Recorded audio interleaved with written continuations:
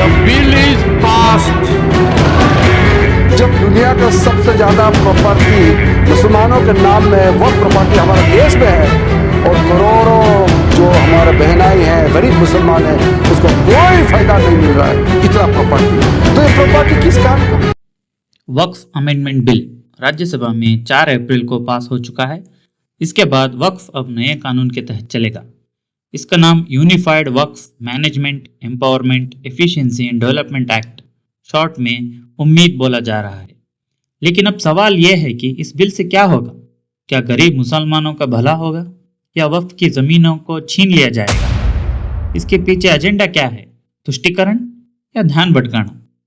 इस पर कई डिबेट्स हो रही हैं और मुद्दा भी बहुत कॉम्प्लिकेटेड है। आज हम कुछ इंपॉर्टेंट सवालों पर फोकस करेंगे। पहला, वक्फ का कॉन्सेप्ट क्या है? थियरी और प्रैक्टिस में फ़र्क क्या है? सेंट्रल गवर्नमेंट को अमेंडमेंट लाने की ज़रूरत क्यों महसूस हुई? और जो लोग अमेंडमेंट का विरोध कर रहे हैं उनका मेन आर्ग्यूमेंट क्या है?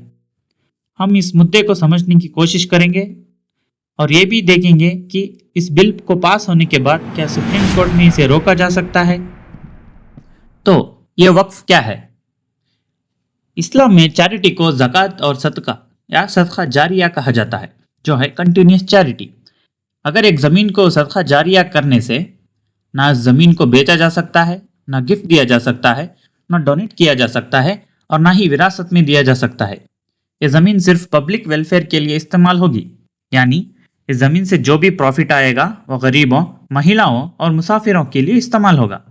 और ये ज़मीन प्राइवेट यूज़ से हटकर अल्लाह की प्रॉपर्टी मानी जाएगी और आपके जाने के बाद भी इसकी चैरिटी जारी रहेगी और आपको उसका फल मिलता रहेगा। तो पूरी वक्फ प्रॉपर्टी की फाउंडेशन इसी कॉन्सेप्ट पर बनी हुई है।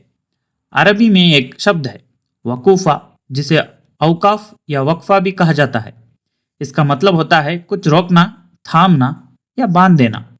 तो जब लोग सदका जारिया कर रहे थे, यानी अपनी प्रॉपर्टी को प्राइवेट यूज से हटाकर अल्लाह के नाम पर दान कर रहे थे, तो नॉर्मल बातचीत में लोग कहते थे कि इस जमीन को वक्फ कर दी गई है। इसी तरह वक्फ शब्द इस्तेमाल में आया। इसी तरह इंडिया में वक्फ किए गए ज़मीनों को मैनेज करने के लिए वक्फ एक्ट 1954 लागू किया गया और बाद में वक्फ एक्ट 1995 को लागू किया गया। इसके तहत आज इंडिया में 32 वक्फ बोर्ड्स हैं जो अलग अलग स्टेट्स में वक्फ प्रॉपर्टी मैनेज करते हैं। एक नेशनल लेवल पर वक्फ काउंसिल भी है। वक्फ ट्रिब्यूनल का फॉर्मेशन किया गया। आज वक्फ बोर्ड के पास 9.4 लाख एकड़ ज़मीनें हैं। थियरी में तो इनकम का यूज़ गरीबों, बच्चों और महिलाओं के वेलफेयर में होना था, लेकिन दुनिया इतनी सीधी कहाँ। कोई शक नहीं कि वक्फ बोर्ड अपनी प्रॉपर्टीज़ का सही इस्तेमाल नहीं कर रहा। इतनी ज़्यादा ज़मीन होने के बाद भी इनकम जनरेशन बहुत लो है, तो करप्शन बहुत है वक्फ बोर्ड में, मिसमैनेजमेंट है, ज़मीन बेचने के कई केसेस आए हैं। लीगली बिल तो पास हो गया है, लेकिन दोनों हाउसेस में हीटेड डिबेट हुई है। हमें दोनों साइड्स को समझना बहुत ज़रूरी है। 2 अप्रैल को माइनॉरिटी अफेयर्स मिनिस्टर किरण रिजिजू ने लोकसभा में बिल प्रेजेंट किया और बताया कि बीजेपी गवर्नमेंट को नया कानून लाने की ज़रूरत क्यों पड़ी। बीजेपी ने अपना स्टैंड कुछ कोर पॉइंट्स पर मेंटेन किया है, जैसे कि Waqf by user provision. Waqf by user का मतलब था कि अगर कोई प्रॉपर्टी इस्लामिक पर्पज़ के लिए काफ़ी टाइम से यूज़ हो रही है तो वो प्रॉपर्टी वक्फ मानी जाएगी। दूसरा, सेक्शन 40 ऑफ वक्फ एक्ट। इससे वक्फ बोर्ड को यह पावर मिलता था कि वो डिसाइड करे कि कौन सी ज़मीन उनके अंडर आती है। आरोप यह है कि वक्फ बोर्ड इस प्रोविज़न का मिसयूज़ करता था और ज़मीन को हड़प लेता था। तीसरा, अगर कोई इंसान या ऑर्गेनाइजेशन वक्फ बोर्ड के इस क्लेम को चैलेंज करता था तो उसे वक्फ ट्रिब्यूनल के सिस्टम में जस्टिस नहीं मिलता था और वहाँ के डिसीजन के अगेंस्ट अपील नहीं कर सकता था। इतनी सारी पावर्स के बावजूद वक्फ अपनी प्रॉपर्टीज़ को सही तरीके से मैनेज नहीं कर पाया है, इनकम जनरेशन में फेल हो रहा है और गरीब मुसलमान के लिए हेल्थ केयर, एजुकेशन, स्किलिंग और मुस्लिम महिलाओं के लिए कुछ भी नहीं किया है। इसीलिए गवर्नमेंट का कहना है कि कानून बदला जा रहा है ताकि गरीब मुसलमान की तकदीर बदल सके। आइए अब जानते हैं कि इस नए बिल में बदलाव क्या हुए हैं और अपोजिशन का क्या कहना है। पहला चेंज है वक्फ बाय यूज़र का हटाना और सेक्शन 40 का हटाना। जैसे कि आप जानते हैं, वक्फ बाय यूज़र का मतलब था कि अगर कोई प्रॉपर्टी इस्लामिक पर्पज़ के लिए काफ़ी टाइम से यूज़ हो रही है और ओनर की कोई ऑब्जेक्शन नहीं है तो वो प्रॉपर्टी वक्फ मानी जाएगी। और सेक्शन 40 के तहत अगर वक्फ बोर्ड सोचता है कि कोई लैंड वक्फ प्रॉपर्टी है तो वो अपने आप बिना गवर्नमेंट के परमिशन के सर्वे कर सकता है और क्लेम कर सकता था। ये सेक्शन रिमूव कर दिया गया है क्योंकि इसका बहुत मिसयूज़ हुआ था। नए कानून के मुताबिक अब डिस्ट्रिक्ट कलेक्टर सर्वे करेगा कि लैंड वक्फ है या नहीं। और ऑपोजिशन ने बोला कि कोई भी जाके किसी की प्रॉपर्टी क्लेम नहीं कर सकता। पुराने सिस्टम में एक इंडिपेंडेंट सर्वेयर कमिश्नर होना चाहिए। अगर डिस्प्यूट हो तो सिविल प्रोसीजर कोड फॉलो होना चाहिए। वक्फ पर यूज़र का मतलब ये नहीं है कि बोर्ड किसी भी लैंड को छीन सकता है। नए बिल में इंडिपेंडेंट सर्वेयर कमिश्नर का काम डिस्ट्रिक्ट कलेक्टर को दिया गया है।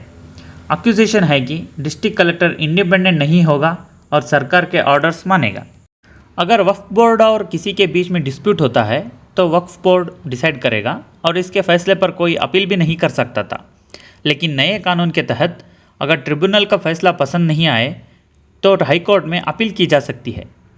अपोजिशन ने कहा कि सरकार गलत इन्फॉर्मेशन फैला रही है कि वक्फ बोर्ड और वक्फ ट्रिब्यूनल के डिसीजन के अगेंस्ट कुछ नहीं किया जा सकता, जबकि असल में वक्फ एक्ट 1995 सेक्शन 83 के तहत हाई कोर्ट में रिव्यू और मॉडिफाई किया जा सकता है।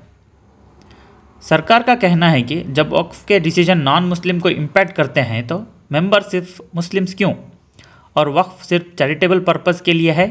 वक्फ बोर्ड एक मैनेजमेंट बॉडी है, रिलीजियस बॉडी नहीं। अपोजिशन ने कहा कि जैसे हिंदू टेम्पल्स के बोर्ड हिंदूज के पास हैं, वैसे ही वक्फ बोर्ड में सिर्फ मुस्लिम्स हैं। ऐसा है तो हिंदू टेम्पल्स के मैनेजमेंट बोर्ड में भी दूसरे धर्मों के लोगों को शामिल किया करें। इस नए बिल में और कई चेंजेस किए गए हैं, जैसे कि सिर्फ वो इंसान ही अपनी प्रॉपर्टी वक्फ कर सकता है जो पिछले 5 साल से इस्लाम प्रैक्टिस कर रहा हो। वक्फ बाय यूज़र को हटा दिया गया है। सर्वे कमिश्नर के बजाय अब डिस्ट्रिक्ट कलेक्टर सर्वे करेगा और रिपोर्ट स्टेट गवर्नमेंट को देगा। जिस प्रॉपर्टी पर गवर्नमेंट और वक्फ बोर्ड के बीच डिस्प्यूट है, जब तक फैसला नहीं होता प्रॉपर्टी गवर्नमेंट के पास रहेगी। वक्फ प्रॉपर्टी को रजिस्टर करने के लिए रेवेन्यू रिकॉर्ड्स में कलेक्टर की परमिशन दिखानी होगी। अब वक्फ बोर्ड में कम से कम 2 नॉन मुस्लिम्स मेंबर होंगे और 2 मुस्लिम महिलाएं भी होंगी।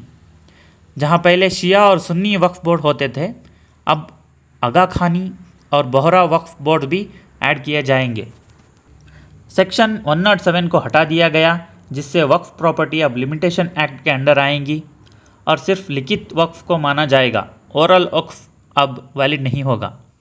अगर कोई वक्फ प्रॉपर्टी पब्लिक पर्पस के लिए चाहिए तो गवर्नमेंट इजीली एक्वायर कर सकती है। उम्मीद अब एक कानून बन गया है, लेकिन वक्फ की कहानी यहाँ ख़त्म नहीं हुई है।